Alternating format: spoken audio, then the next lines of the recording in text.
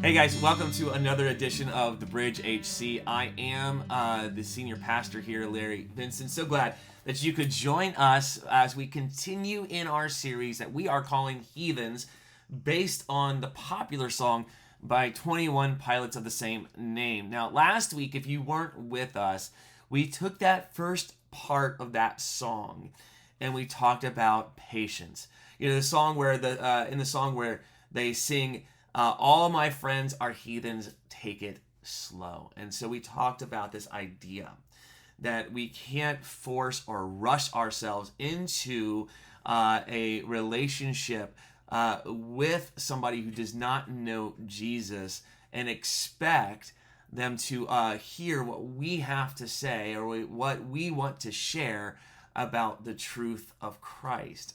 We have to take it slow. We have to form a relationship. We have to become friends. We have to do these things and create a community rather than just trying to get a commitment. So taking it slow was last week. Today we're going to continue in on that thought, and we're going to go into the next part of this song that says, "You don't know half of the abuse." And we're going to talk about how we respond to people who have gone through or are going through traumatic experiences, especially when we are trying to share with them the gospel of Jesus Christ. Now, listen, if you have not heard this song, for copyright reasons, we're not going to play it online.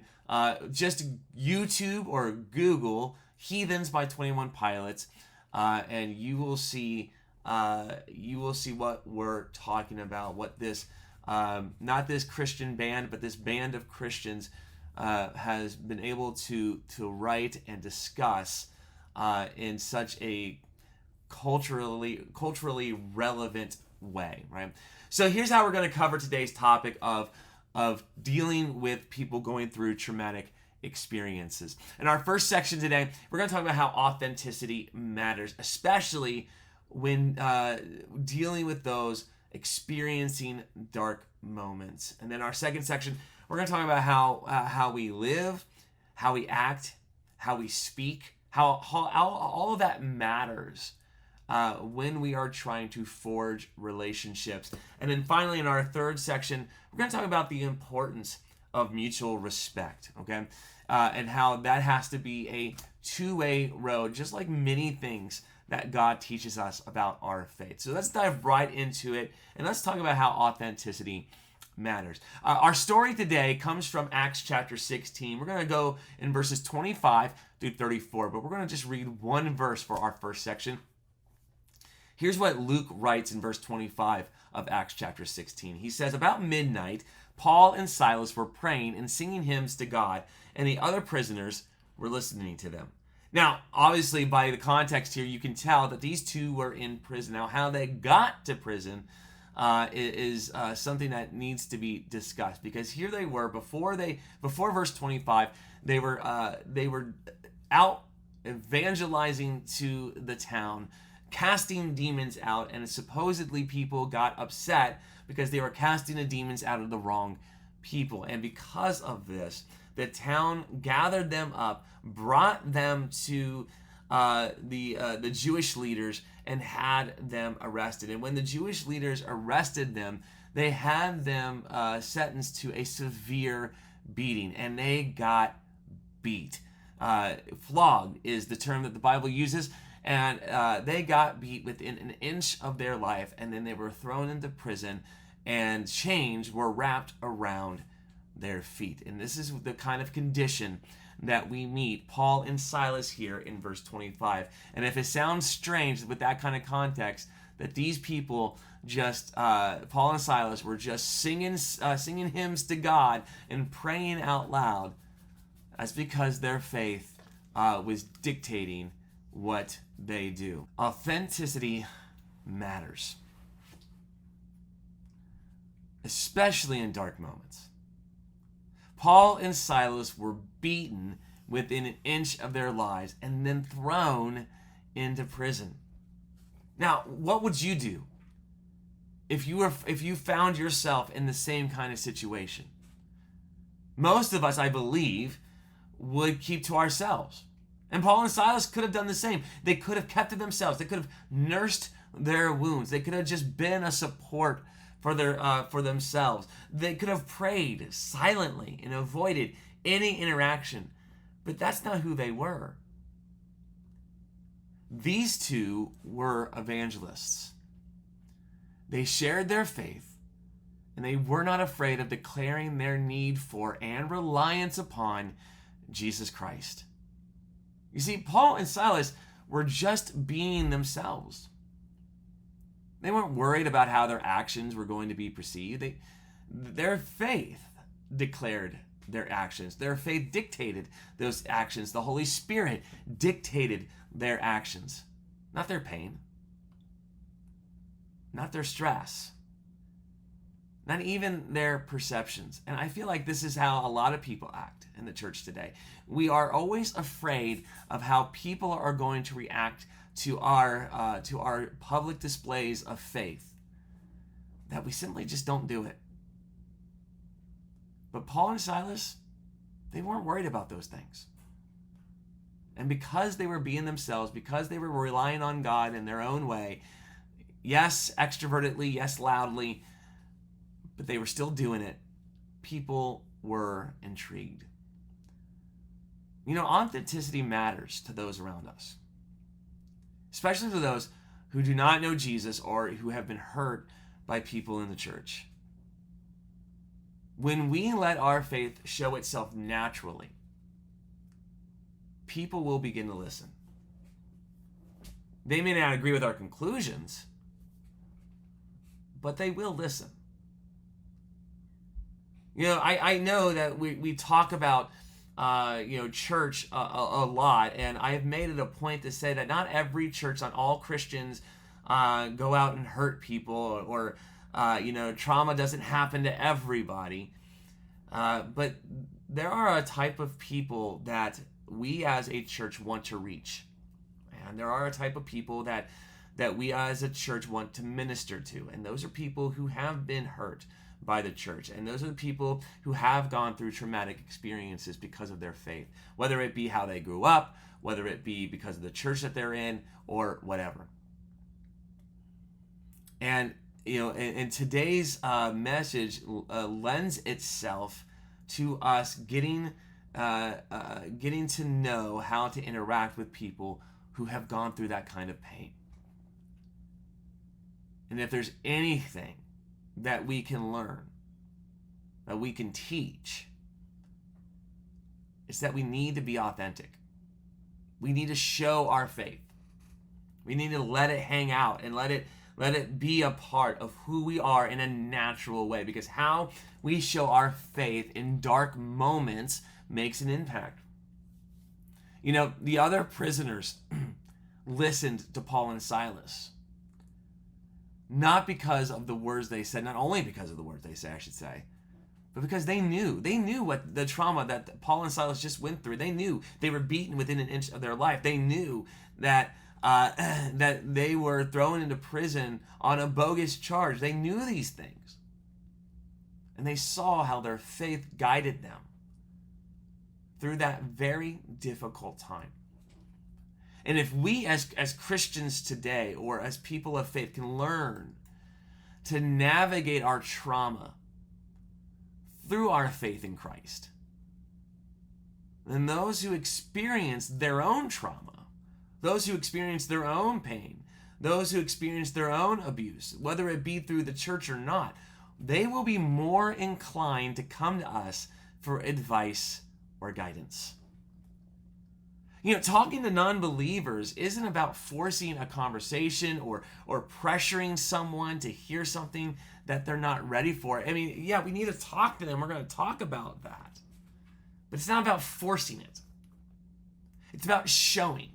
It's about showing our faith through our words, through our actions, and our lifestyle, no matter what we're going through, so others can come to us for help and hope when they experience their own kind of trauma or their own kind of dark moment.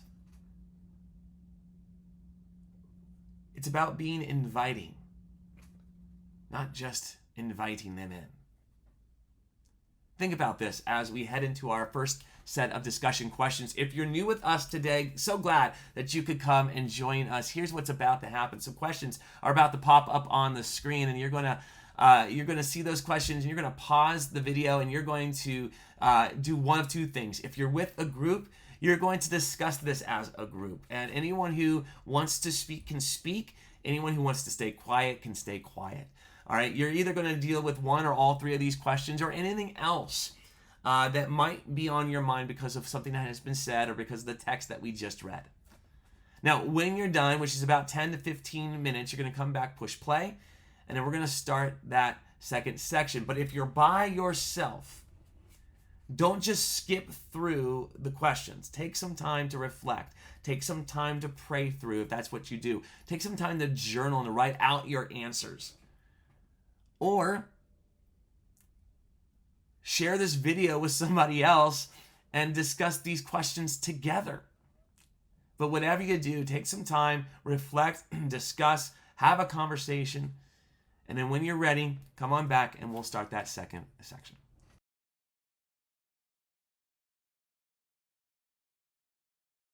Hey guys, welcome back. I hope you had a really good discussion because, listen, authenticity matters, especially when we go through dark moments, especially if we go through those dark moments with our faith, hanging out, wearing it on our sleeve. Because if we deal with our dark moments faithfully through Christ, we can help others who experience their own trauma and their own abuse, because those people will come to us not just for help, but for hope.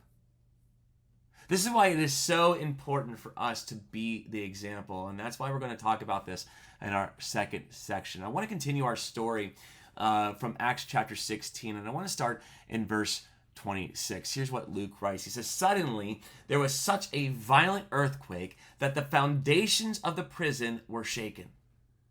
At once, all the prison doors flew open, and everyone's chains came loose. The jailer woke up, and when he saw the prison doors open, he drew his sword and was about to kill himself because he thought the prisoners had escaped. But Paul shouted, 'Don't harm yourself. We are all here.'"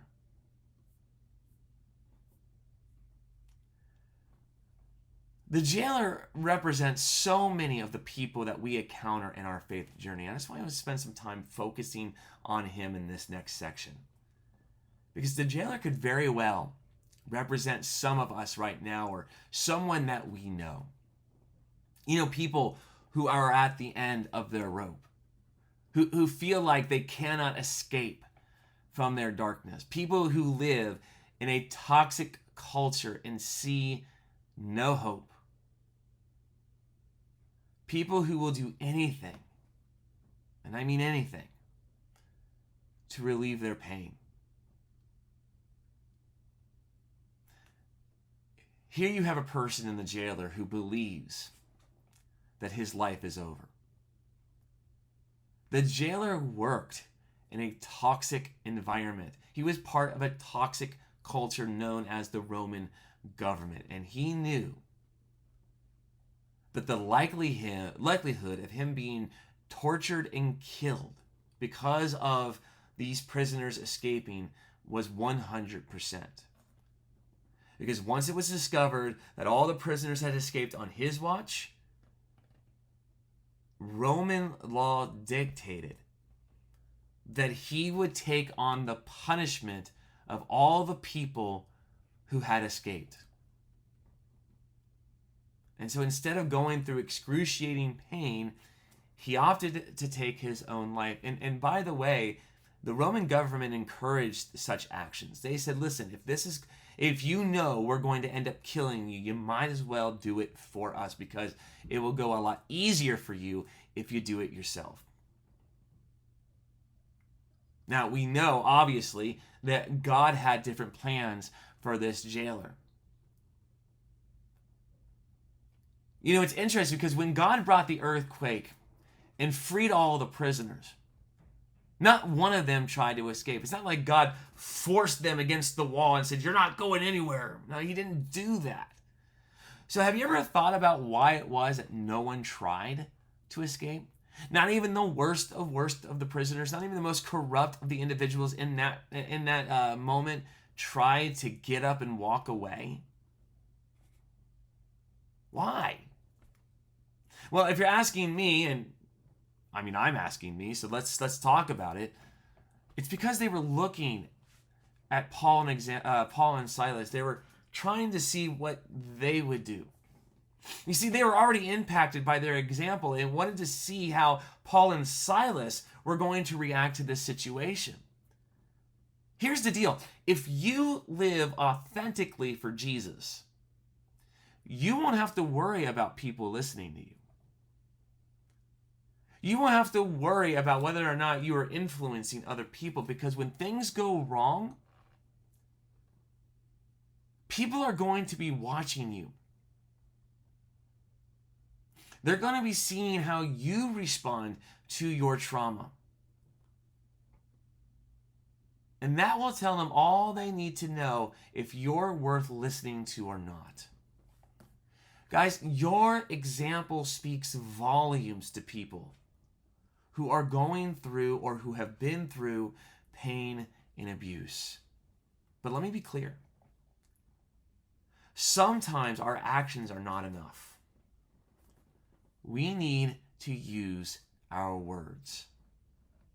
Most people believe that if I live a Christian life, I don't need to speak. Some people have said that we need to preach through our actions more than we do our words. And I couldn't tell you how much I disagree with those things.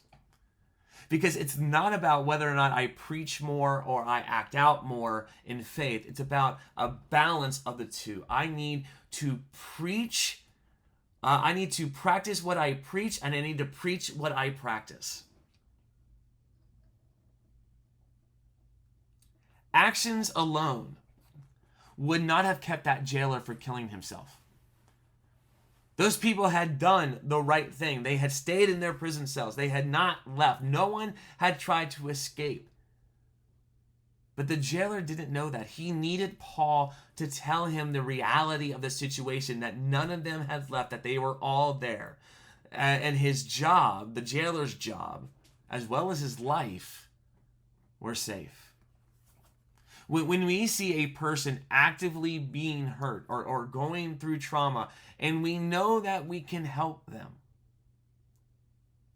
then we are obligated to do so.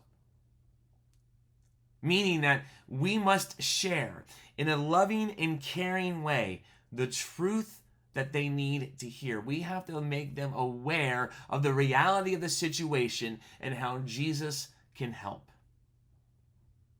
Think about that as we head into our second set of discussion questions. They're going to pop up on the screen here in just a moment. Go ahead and push pause, and when you're done, come on back and we'll start our third and final section.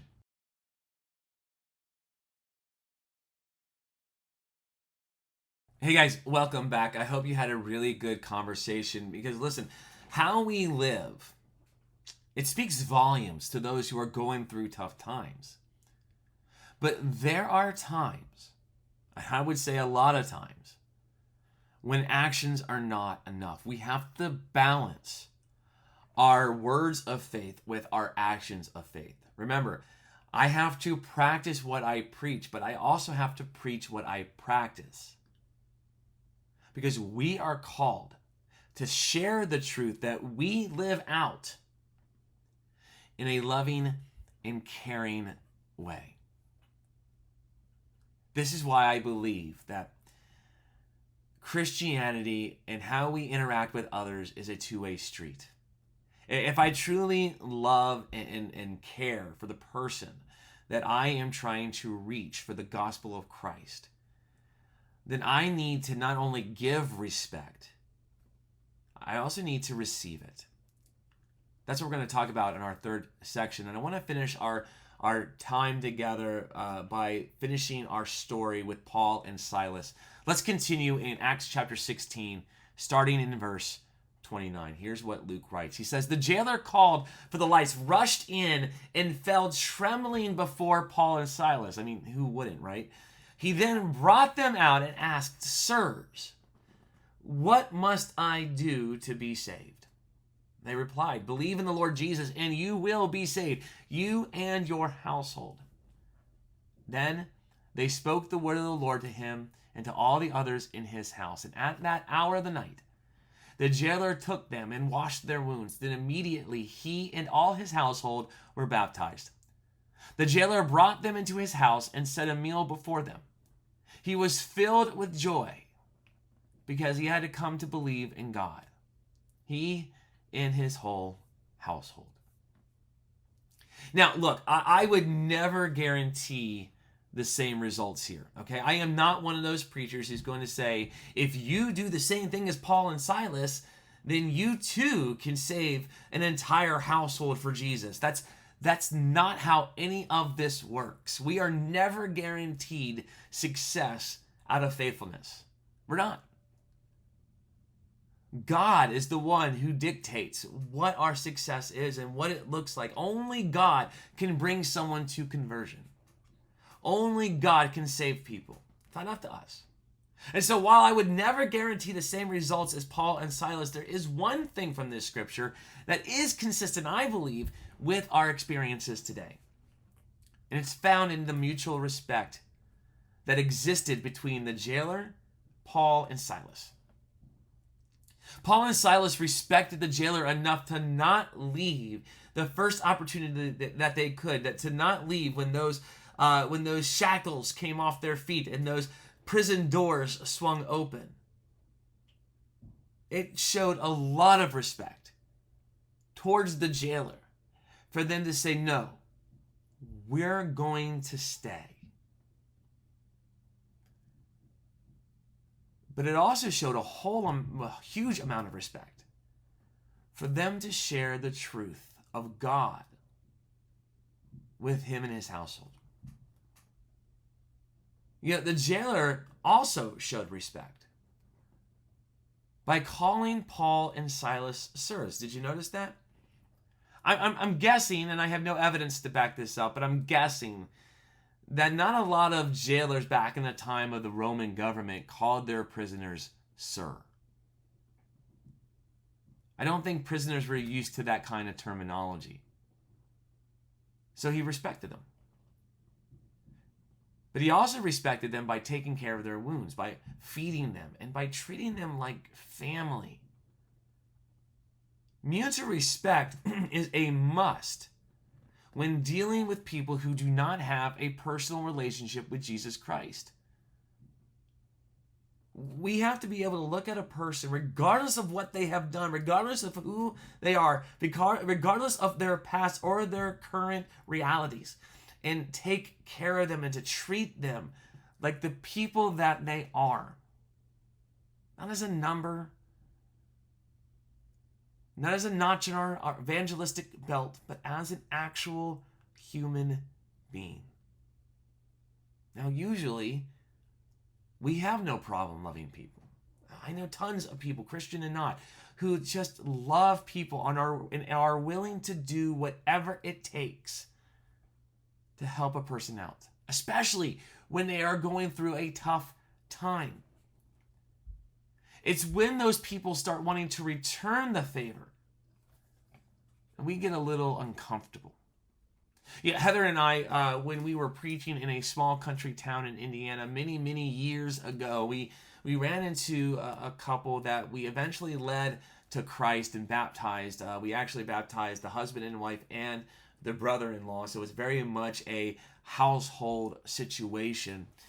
And I remember they invited us out for a meal, and when we got there, the whole family, we got out there, and they took us to the local gas station, which had a little restaurant inside, and they pulled out their food stamps to pay for the meal. And I remember I was like, whoa, stop. We don't need you to spend your food stamps on us, man. I mean, we can pay for this. And he looked at me as if I had just, killed his dog or something. And he said, Larry, you've done so much for us. Let us do this for you. I had to learn that day. I wish I would have learned it in a way that was respectful to those people, but I didn't. I had to learn, though, that I needed to receive the gift that the person was giving me, regardless of what that gift was. And I think most of us have this problem when we go out and help somebody to receive something in return from them. But we have to learn to humble ourselves and accept the gifts of those who have helped. Imagine if Paul and Silas would have denied the gift from the jailer, and the jailer coming up to them and say, hey guys, let me take you home, let me wash you up, let me feed you a meal, let me introduce you to the wife and kids. And Paul and Silas saying, look, I just don't feel like it's the right time. I just don't feel like this is a good thing. We don't want to get you in trouble, so we're going to pass. If they would have, the jailer and his household would not have been baptized. They would not have been saved. And there would have been a bad taste in his mouth about the disrespect that Paul and Silas showed him by not accepting his invitation. So what does this mean for us? We're talking about all these things about authenticity, and we're talking about being an example. We're talking about mutual respect. What does it mean for us? Well, it means that when people are going through tough times, our Christianity has to shine. And this leads us to the one thing. Usually I say the one thing for the conclusion, for the wrapping up, but I think it fits perfectly here. Here's the one thing I want you to pay attention to. The one thing I want you to discuss when you're done watching this video. The one thing I want you to pray through and study through the scripture. Shine your light when others are surrounded by darkness. Shine your light. But how? How do we shine our light? Well, there's 3 easy things that we could do, things that we've already talked about. Number 1, we have to practice authenticity. We have to let our faith show itself in a natural way, whether it be introverted, extroverted, or somewhere in between. We have to be able to let our faith shine authentically. Number 2, we got to speak truthfully. We can't be afraid of how people are going to perceive us. We can't be afraid of whether or not we're going to ruin a relationship. We cannot be afraid to speak the truth that could end up helping someone find healing and hope through Jesus. And then finally, show respect. Allow them to love you in their own way. Now, because it's 2023 and we've learned a lot about these things, I do need to say that when we allow people to love us in their own way, it cannot be harmful to us. It cannot cause trauma in our own lives. We have to have those boundaries. So as long as it's safe and legal and moral, we need to allow people to love us in their own way.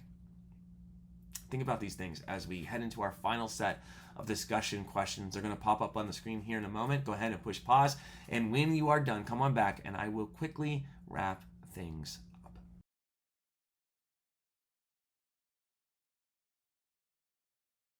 Hey guys, welcome back. Now, as we finished our text, we learned to show mutual respect when sharing the gospel.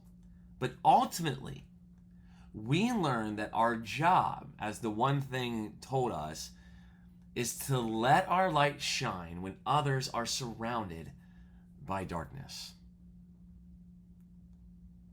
Our light can make a real impact. One of my favorite people in the world shared a sermon illustration once about driving through an Indiana town, trying to get to an event that they were supposed to speak at. And if you know anything about small Indiana towns, at night everything is pitch black. You can hardly see a thing. And And this was before GPS and before navigation. So, all you had were the directions that were given to you. And this guy was completely lost. And then he saw this light in the distance. And he said, "Oh, great, this must be the town I'm looking for," because it looked like, even though it was far away, it looked like it was a town. And so he drove towards the light, right? And as that light became more into focus, and as it got bigger, he realized that it wasn't an entire town lit up. It was one street lamp. Just one. This light had shone so far and so brightly because there was nothing else around it, that it navigated him from where he was to where that was. And it speaks that we don't need to have the brightest light in the world. We don't need to be as bright as a city. We can just be a street lamp. Something that is meant to only illuminate a small section of space and still make an impact that stretches far and wide. Guys, your light matters. And as long as you are an authentic Christian, as long as your faith comes out naturally, as long as you are an example through word and action and lifestyle, and as long as you show mutual respect to the person that you are trying to help, that you are in a relationship with, then your light can make a positive impact on their journey to Christ. And we're going to talk a little bit more about this next week when we talk about how we treat people matter. Those that we seek to know Jesus, we need to see them as a part of our family, as a part of our community, not just customers that we're trying to get into our church. This will be what we talk about next week as we continue in our Heathens series. I hope that you take some time to discuss this some more on your own. But if you're sitting here and you're like, I need to work this out and process this with somebody else, reach out to us. Let us know what you're thinking, how you're feeling. Respond to us through our instant messengers on Facebook or Instagram. Contact us through email. Go to our website. There's a way to contact us there. But reach out. We will respond. I will more than likely be the one responding to you in the first place. And maybe you want to meet in person. I'd love to take you out for a coffee or a meal and just talk about what it is that is on your mind. But let me also invite you to our special community that we have, our family, our brothers and sisters that are walking this journey alongside of us each and every Tuesday night during our worship service. We meet at Tri-West Middle School at 6:30 p.m. in Lizton, Indiana. And let me tell you, if you can get out there, you're going to have a great time talking about these things around individual tables as we all seek to know Jesus and to be a bridge between others and Jesus, between others and the church, and between the community as well. We want to make an impact, and we invite you to come and join us as we try to do that together. But if you can't join us live or in person, you can join us live online. We host a Zoom meeting each and every Tuesday night at 6:30. It actually starts at 6:50, right before we start into our conversation. But you can come and join us. You need a Zoom account to join us, but you can join us by going to online.thebridgehc.org. It will bring you to our Zoom site, which will open up your Zoom application, and you can join us from there. And of course, if nothing else, we would love to have you interact with our conversations via this channel on our YouTube page. But regardless of how you come, we invite you to do so. Just come, be a part of what we're doing. All right, guys, that will do it for me. Until next week, as always, peace, love, and soul.